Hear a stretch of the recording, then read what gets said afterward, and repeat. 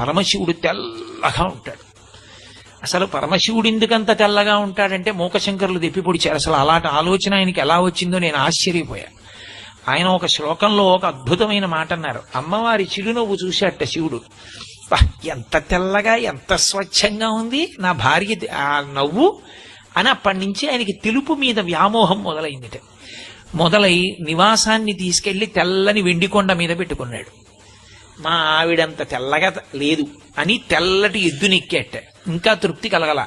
తెల్లటి పంచె కట్టుకున్నట్ట. ఇంకా మనసు తీరలా. తెల్లటి విభూతి ఒళ్ళంతా రాసేసుకున్నట్ట. అయినా మనసు తీరలా. తెల్లటి మణులన్నీ తీసుకొచ్చి వేసుకున్నట్ట మెళ్ళో. అయినా మనసు తీరలా. శంకరా, అసలు నీకు తెలుపు మీద ఇంత పిచ్చి ఎందుకు వచ్చిందో తెలుసా? మల్లికార్జునుడన్న పేరుతో మల్లికా పుష్పములను ఎందుకు వేసుకుంటావో తెలుసా?